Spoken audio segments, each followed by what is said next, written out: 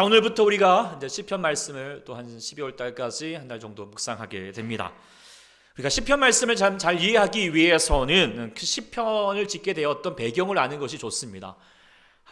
시편 중에서는 그 배경을 알 수 없는 것도 많지만 오늘 시편은 그 배경을 분명히 밝히고 있지요. 다윗이 아비멜렉 앞에서 미친 채 하다가 쫓겨나서 지은 시라고 그렇게 얘기했는데요. 이에 대한 자세한 내용이 사무엘상 21장에 기록되어 있습니다. 성경을 보셔도 좋겠고요. 앞에 이제 좀 띄워드리겠는데요.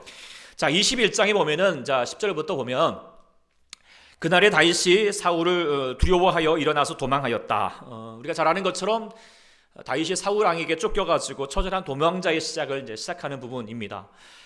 사울 왕이 그리고 지금 다윗을 죽이기 위해 설환이 되어 있습니다. 앞부 문맥을 보면은 다윗을 도왔다라고 하는 이 노베 제사장들, 사울이 가만두지 않고 완전히 싹 쓸어버립니다. 학살할 정도이니까 얼마나 이제 그 무서운 것을 소식을 들으면서 다윗도 얼마나 사울을 두려워하는 마음이 되겠습니까? 그러면서 이제 어디로 피해야 되나라고 그렇게 고민하다가 사울의 권력이 미치고 있는 영토, 이스라엘 영토 안에는 너무 위험하니까 차라리 블레셋, 국경을 넘어서 블레셋으로 몸을 숨기고자 했습니다. 그런데 그것마저도 뜻대로 되지 않습니다. 이미 다윗은 그곳에 있는 사람들에게 유명인입니다. 왜냐하면 그들의 장수였던 돌리앗을 죽였던 사람이었던 것으로, 그래서 나라의 철천지 원수와 같은 존재이죠.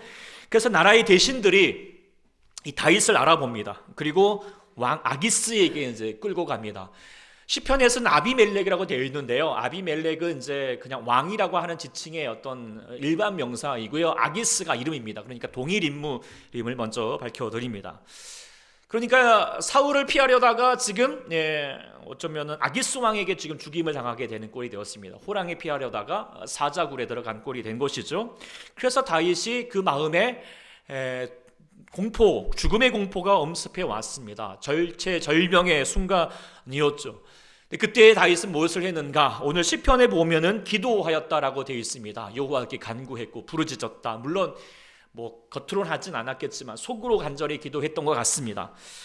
그리고 하나님이 그때 그 순간에 하나님께 지혜를 주셨습니다. 어떤 지혜냐면은 바로 미친 척하는 것입니다. 그들 앞에서 갑자기 웃으면서 갑자기 실성하듯이 그러면서 침을 수염에 막 흘러가면서 옆에 있는 벽에 막 이렇게 긁어가는 행동을 하게 된 거예요. 그랬더니 이 다윗의 이 미친 연기가 정말 미친 듯이 실감나게 했는지 어쨌든 이 아기스 왕이 깜빡 속아가지고 야, 이 사람 미친 왕이다 라고 말하면서 쫓아내 버렸습니다. 그렇게 해서 겨우 목숨이 부지하게 되었던 것이죠. 그리고 그 다음 이야기가 이어지게 되는데 이제 다윗은 더 이상 그 블레셋에 머물지 않고 이스라엘 광야에 있는 아둘람 굴에 피신하게 됩니다. 그리고 성경에 보면은 이제 그 가족들이 다윗이 그렇게 도망왔다라고 하는 소식을 듣고 또 그곳에 같이 함께 돕기 위해서 하나된 마음을 가지고 이렇게 같이 오게 되는데요. 자, 이 가족들만 온 게 아님을 이제 성경은 말해주고 있습니다. 2절에 보면은 다양한 사람들이 오게 되는데요. 환난을 당한 모든 자와 빚진 모든 자와 마음이 원통한 자가 다 그에게로 모였고 다윗은 그들의 우두머리가 되었습니다. 그리고 그곳에 함께하는 사람이 약 400명가량 되었다라고 되어 있습니다. 이런 배경이 바로 이 시편 34편 그리고 이 아둘람 굴에서 아둘람 사람들에게 전하였던 내용이라고 볼 수 있게 됩니다. 자, 이 배경을 가지고 이제 시편 34편을 읽게 되니까 다윗이 지금 여기에서 무엇을 얘기하고자 하는 것인가를 깨닫게 되는데요.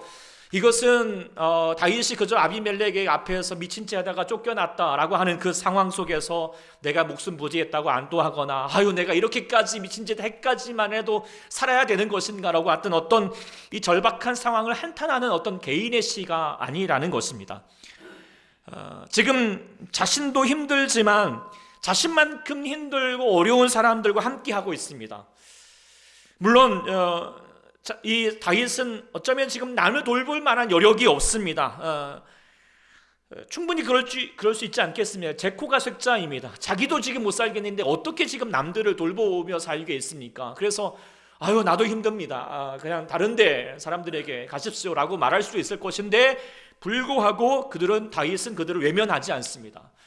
그리고 같이 함께 하고자 하는 것이고요. 그것은 아마도 하나님께서 저 불쌍한 영혼들 내게 보내주셨다라고 그렇게 마음 먹었던 것 같아요. 그러면서 그 하나님의 긍휼의 마음을 갖고 있었던 다윗이었고요. 뿐만 아니라 자기가 얼마 전에 담았던 그 삶의 공포와 어려움 속에서 정말 겪었던, 하나님의 나를 돌보아 주셨고 인도해 주셨던 그 하나님의 생생하셨던 삶을 다시 그들에게 전하면서 다시 그들에게도 용기와 소망을 주고자 하였던 것이 바로 오늘 시편 34편이다라고 하는 것을 말씀드리게 됩니다. 그러면서 그저 즉흥적으로 전해주는 말이 아니에요. 오늘 이제 우리말로는 드러나지 않지만 히브리 원문으로 보면은 이게 닭간체라고 되어 있습니다. 닭간체가 뭐냐면은요, 히브리어 이제 뭐 알파벳 순서, 히브리어가 22개로 되어 있는데 각각의 이 알파벳 순서에 따라서 영어로 보면 A부터 시작하는 단어로, 2절은 B로부터 시작하는 단어로, 그런 식으로 지금 이렇게 되어 있는 겁니다. 왜 그랬습니까? 기억하라는 것입니다. 너희들 정말 잘 기억했으면 좋겠다라고 하는 마음으로 전하고 있는 것이죠. 어찌 보면은 참 가슴 아픈 경험이고, 또 어떻게 생각하면 정말 쪽팔릴 이야기일 수도 있잖아요. 뭐 막 해가지고 미친 척 하고 막 그렇게 살아남았다, 뭐 이런 이야기가 뭐 자랑거리가 될 만한 것은 아닐 수 있을 것입니다. 그러나 자기의 약함 속에서 일하셨던 그 하나님을 드러냄으로 인하여서 또 다른 연약한 사람을 지금 돌보고 있는 것입니다. 마치 그 시대의 다니엘 기도의 간증자처럼, 그리고 또 헬리나 언니 말했던 것처럼 상처 입은 치유자의 역할을 감당하고 있는 것이다 라고 말할 수 있는 것이죠. 저는 이런 다윗의 모습이 정말 귀하고 정말 아름다운 것 같다 생각합니다. 그리고 하나님도 정말 그렇게 여겼을 것 같아요. 어쩌보면은 다윗이 뭐 물맷돌로 골리앗 장수를 쓰러뜨린 것보다도 더 귀한 모습이 바로 이 모습이지 않았나라고 그렇게 묵상하게 됩니다.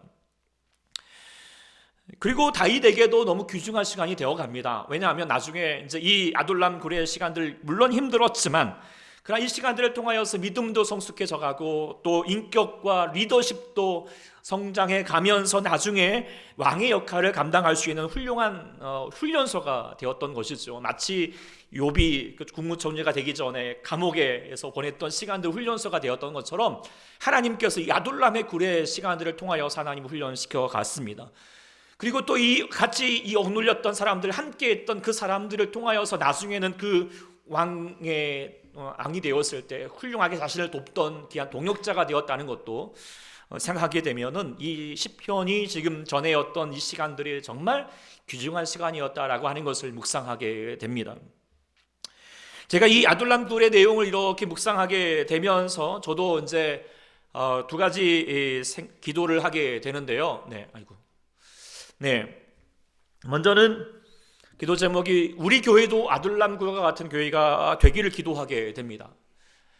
교회는 누구라도 올 수 있고 누구라도 다 문이 열려 있어야 하겠지만 하나님은 특별히 교회가 아둘람과 같은 교회가 되기를 원하는 것이죠. 어떤 죄인이라도 찾아와서 구원을 받고 삶에 지친 자들, 상처받은 사람들이 와서 치유받고 회복되는 곳이 되어야 된다. 그것이 예수님께서도 늘 항상 강조하셨고 자신이 이 땅에 오셨던 목적이기도 하다라고 그렇게 말씀해 주셨죠.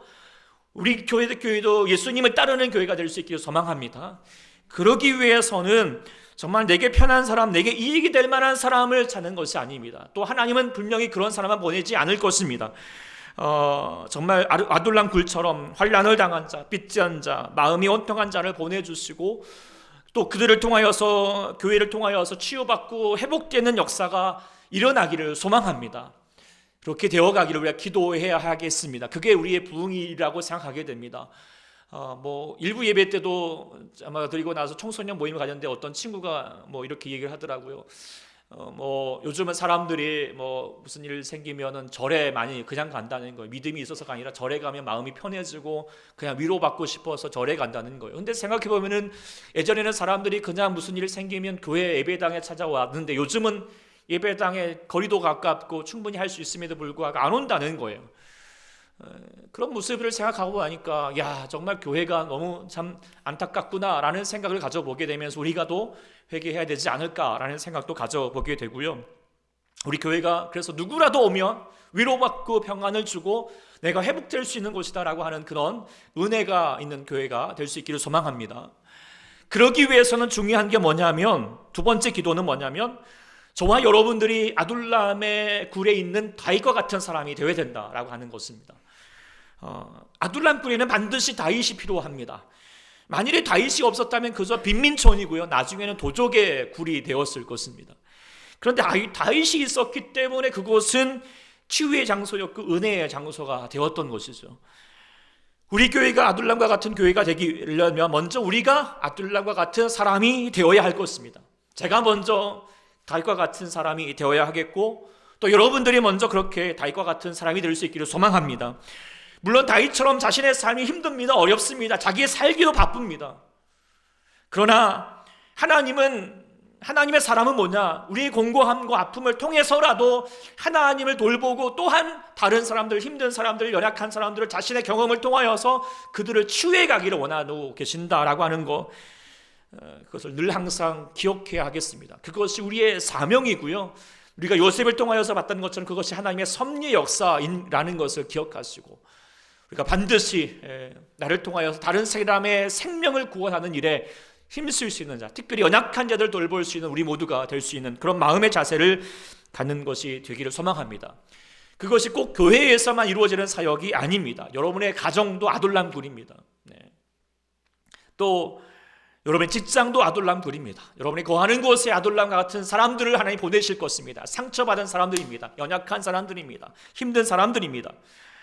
그런데 그 사람들 여러분을 보내실 때 여러분들이 그 다윗과 같은 마음을 가지고 그들을 안아주시고 그들에게 하나님 말씀을 전해줄 수 있는, 오늘 본문을 통하여 주셨던 하나님의 뜻을 전할 수 있는 우리 모두가 될 수 있기를 소망합니다. 그러기 위해서라도 오늘 아둘람 굴에서 드렸던 그 사람들에게 전하였던 이 메시지 속에서 우리가 다시 한번 다윗과 같이 되기 위하여서 가질 수 있는, 특별히 본문 속에서 세 가지 키워드를 좀 한번 우리 마음 가운데 품어보는 시간이 되었으면 좋겠다 생각하게 됩니다. 첫 번째 키워드는 뭐냐면 바로 항상이라고 하는 단어를 생각하게 됩니다. 오늘 같이 1절 말씀 한번 읽어보겠습니다. 시작. 내가 여호와를 항상 송축하며 내 입술로 항상 주를 찬양하리이다. 하나님을 내가 그냥 송축하고 찬양하는 것이 아니라 항상 송축하고 내 입술로 항상 주님을 찬양하겠다라고 그렇게 전하고 있습니다. 이게 히브리 언어로 이 항상이라는 단어가 보면은 모든 일들 속에서, 모든 환경 속에서, 모든 경우에라도 그런 구두 의지를 포함하고 있는 단어입니다. 그러니까 다윗은 어떠한 경우라도 변함없이 신실하게 하나님을 예배하고 기도하고 하나님께 나아가겠다라고 하는 굳은 의지를 지금 보여주고 있는 것이죠. 그런데 생각해 보면은요, 사실 다윗이 이 말을 할 수 있는 처지가 사실 아니잖아요. 얼마 전에 그는 블레셋에게 치욕스러운 경험을 하였습니다. 원수의 나라에서, 그 원수의 왕 앞에서 정말 목숨 하나 건지기 위해서 미친 짓 하면서 막 살아나왔다라고 하는 거, 침을 흘려가면서 벽을 긁어가면서 했던 것이 얼마나 생각해 보면은 정말 모멸감이 들겠습니까? 참 마음이 참담할 것입니다. 그래서 사실 시편 56편에는 그 경험을 담아서 개인적으로 노래한 시가 되는데요, 56편에 이런 말씀이 있어서 나의 눈물을 주의 병에 담으소서. 그때만 생각해봐도 어떡해요? 마음이 너무 참담해지는 거예요. 그래서 눈물이 흘러서 병에 담을 수 있을 정도라고 그렇게 말할 정도로 그때의 마음이 너무 힘들었던 것이죠. 그러면 그럴 때는 어떻습니까? 기도하고 싶지도 않고요, 찬양하기도 어렵습니다. 찬양하는 건 더더욱 어렵겠죠.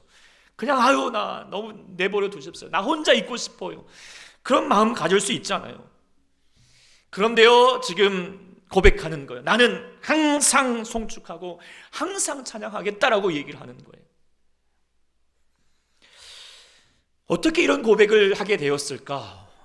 그것은 바로 공동체 때문입니다. 아둘람 공동체 때문이라고 생각하게 됩니다. 그래서 2절에 보면 그 이유를 말하고 있습니다. 내 영혼이 여호와를 자랑할 것인데, 공공한 그 자들이, 아둘람의 영혼들이 이를 듣고 기뻐할 것이다.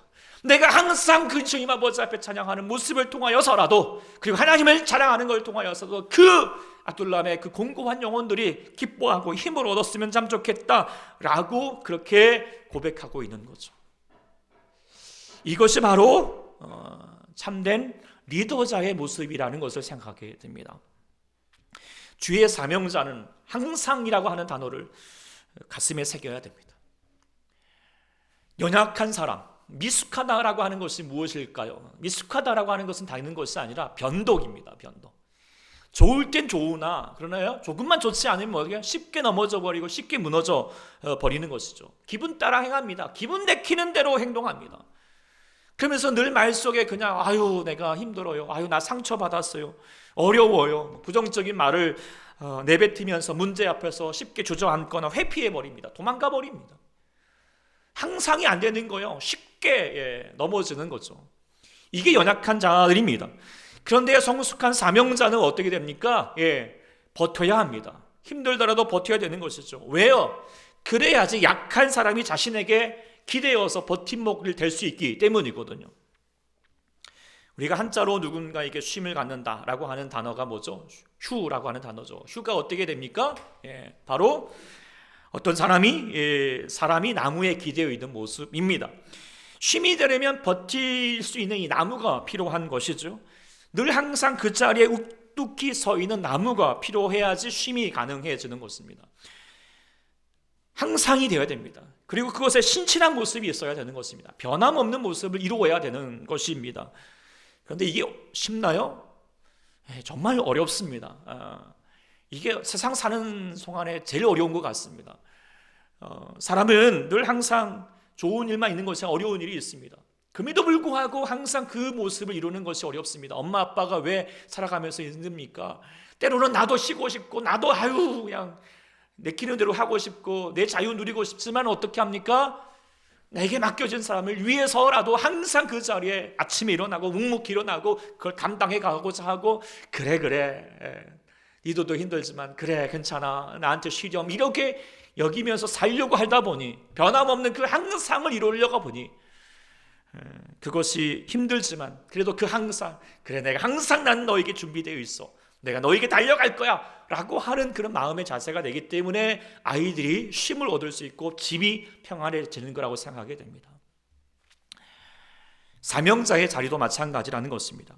다윗이 아둘람에서 우두머리가 되었지만 그것이 우두머리 좋다고 좋은 게 아닙니다. 사실 그 공고한 사람들이 왔다고 그래서 연약한 사람들이 와서 그들을 막 좁고 막 도움이 되고 절대 그럴 일이 별로 없습니다. 그들도 연약하여서 변덕을 부렸을 거 이게 뭐냐고요 도대체 불만을 터뜨리고요. 그럼에도 불구하고 다윗은요 그들의 상황에 흔들리지 않고 항상을 외치겠다라고 그렇게 고백하고 있는 거예요. 나는 항상 그래도 너희들 그럴지라도 나는 항상 찬양하고 항상 예배할 것이다. 그가 그렇게 할 수 있었던 것은 뭐냐면 자기의 의지와 노력 때문만은 아닐 것입니다. 다윗도 연약한 사람입니다. 그러나 자신이 힘들 때 기다릴 수 있는 자신도 버팀목이 있기 때문이었죠. 그 버팀목과 같은 그 나무가 뭐죠? 존재가 뭐죠? 바로 하나님이죠. 하나님만이 내가 변함없는 그리고 한결같이 나를 돌보고 계시고 붙들고 계시고 함께 해주셨기 때문에 나도 고난 중에서 그 주님께 기대어서 다시 힘을 얻고 그래서 다시 하나님께 항상 찬양할 수 있는 자라고 하는 것을 이야기하고 있습니다. 찬양의 이유, 예배의 이유가 자신의 환경과 조건, 자신의 처지와 기분 따라 행하지 않습니다. 하나님께 이유를 두고 있기 때문에 그래서 이 항상이 가능하게 된 것이죠. 그런데 이것도 때로는 쉽지가 않습니다. 지난번에 우리 노진준 목사님 다주교회에 자신이 목회하면서 가장 힘든 것이 뭐냐? 뒤돌아볼 때 가장 힘든 것이 뭐라고 그랬어요?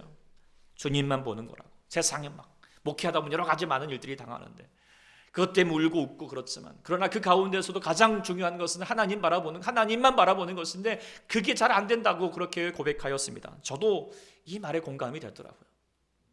저도 목회하면서 힘들고 힘 빠질 때가 있습니다. 저도 막 주어지는 환경에 따라서 단상에 섰는데 있어야 될 분이 막 안 보고 있으면 또 마음에 또 흔들리기도 하고 막 계신 분도 이렇게 막 하고 계시면 물론 지치셨으니까 와 계신 것만 해도 참 감사하지만 그냥 이런 자리에서 막 이렇게 할 때 그 마음에 저도 눈에 보이는 것에 저도 연약한지라 마음이 흔들립니다. 정말 힘이 빠집니다. 근데 그럴 때 다시 또 다시 눈을 감는 거예요. 그러면서 그 눈을 감고 하나님을 바라보는 거예요. 주님, 제가 이곳에 예배하는 것은요 누구를 위해서가 아니라 하나님께 예배하는 자가 되기를 소망합니다. 그리고 하나님만 바라보기를 소망합니다. 그래서 하나님을 바라보고 하나님 앞에 다시 한번 나아가게 될 때 다시 예배자의 모습으로 설 수 있게 되고 다시 힘을 내어서 찬양하고 예배하게 된다라고 하는 것을 고백하게 됩니다. 주님을 봐야지 우리는 버틸 수 있습니다. 사랑하는 여러분들도 자신의 삶에서 감당해야 될 나무 역할이 있는 줄 압니다. 엄마 아빠의 모습들, 또 정말 우리 이곳에서 또 여러분들이 각각의 직분자로서 서 있는 모습들이 있죠. 물론 힘들죠, 버겁죠. 자신이 믿지 않은 가정에서 특별히 또 믿음의 선구자로 살아간다는 거 참 많이 힘든 줄 압니다. 그러나 버티셔야 합니다. 막 흔들어 제끼더라도 나무처럼 굳건하게 버티셔야 됩니다. 그래야지 다시의 그 연약한 영혼이 주님을 만나게 될 시간들을 여러분을 통하여서 얻게 될 줄 믿습니다. 그리고 초대교회 우리 직분자들 향하여서 우리 권사님, 집사님들 향하여 다시 또 공고해 드립니다. 여러분들 초대교회 나무가 되어 주십시오. 예배의 자리, 기도의 자리에서 항상 그 자리에 머물고 있는 그곳에서 예배하고 기도하는 여러분이 나무가 되어 주시기를 소망합니다. 그래야지 여러분 뒤를 따라오는 연약한 자들이 다시 여러분을 통하여서 다시 힘을 얻고 위로를 받고 다시 그 안에서 하나님의 교회가 세워져 갈 수 있다는 것을 꼭 말씀을 드립니다. 물론 저도 여러분들과 더 함께 버티면서 저희 교회를 감당해 가도록 하겠습니다.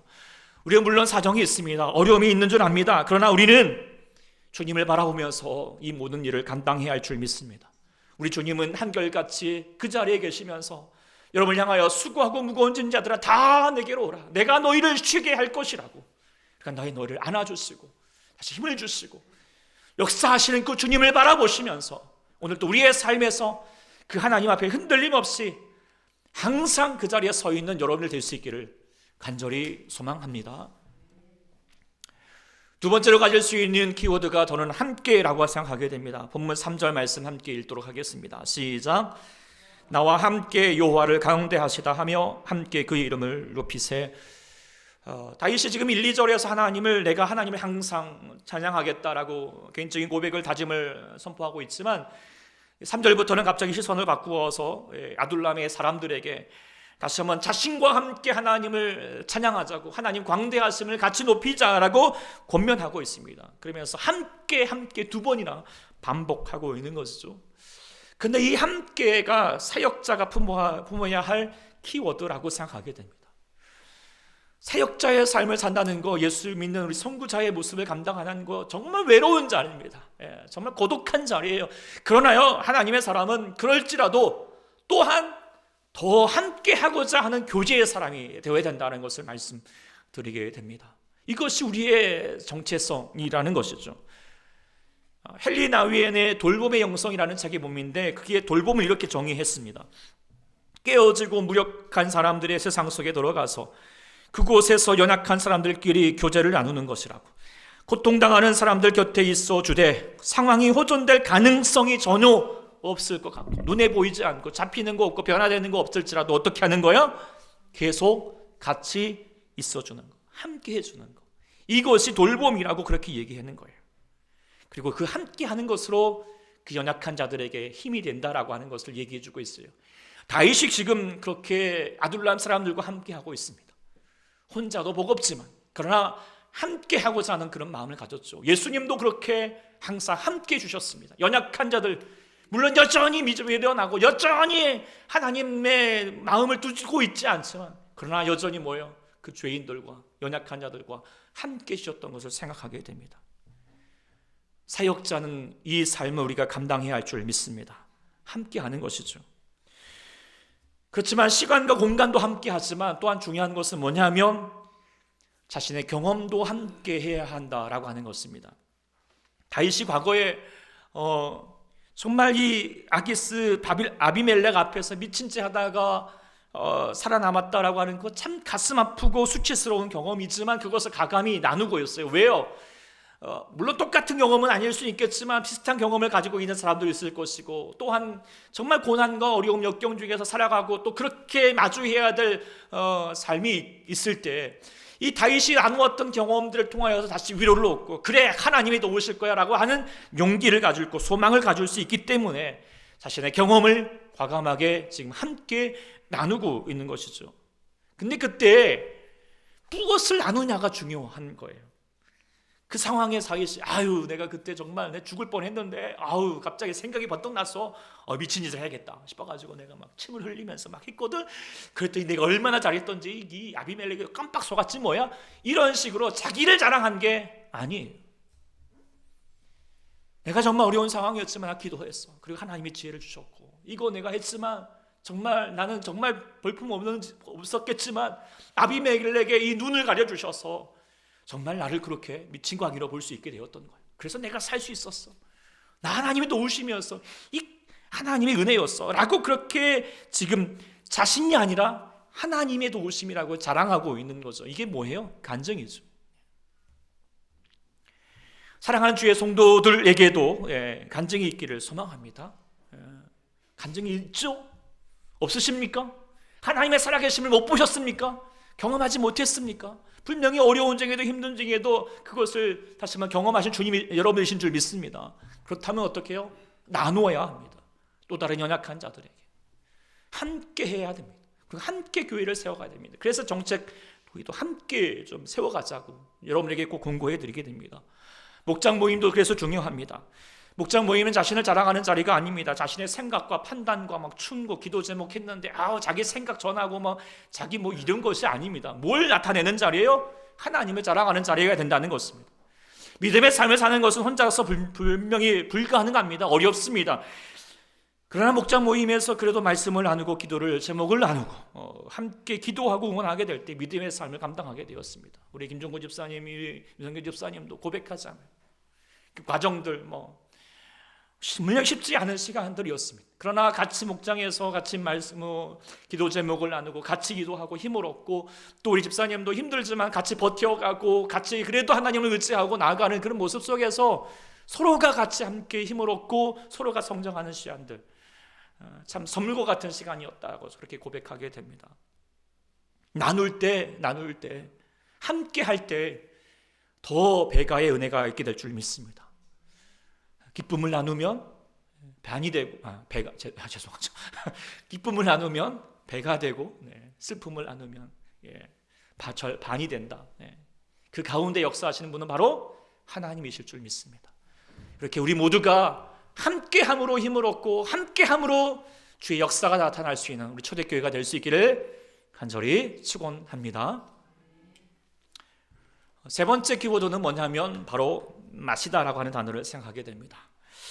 오늘 보면 이제 34장을 쭉 보게 되면은 다윗은 1절부터 7절까지는 내가 하나님 정말 우리의 삶에 함께 해주셨다.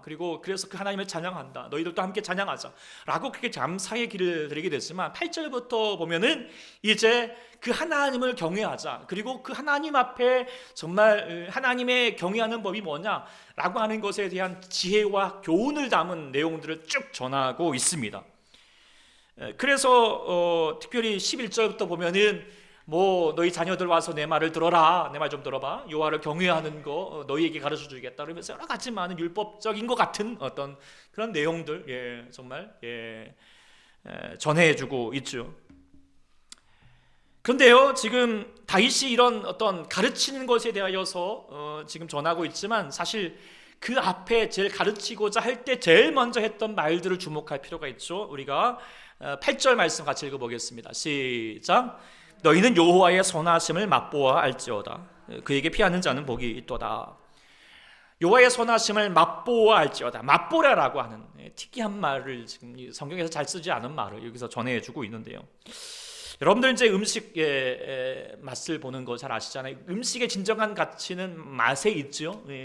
멋스러운 아주 보기 좋은 떡이 물론 먹기도 좋지만 보기만 좋아갖고는 어떻게 해요? 그 떡은 하나도 맛없죠. 버려질 것입니다. 맛있어야 합니다. 그래서 허름한 식당이고 찾아가기도 어렵고 이 식당 아줌마 할머니 막 퉁명스러워도 맛만 좋으면 어떡해요? 그곳에 줄 서잖아요. 맛이 중요하다는 것을 알게 됩니다. 그리고 우리가 그것이 정말 맛있는가 알려고 한다면 그거 먹방을 하고 맛있게 사진을 하고 이거 해도 우리가 그 맛이 어떤지 알 수 있습니까? 모릅니다. 우리가 그 맛을 어떻게 알 수 있습니까? 먹어봐야 압니다.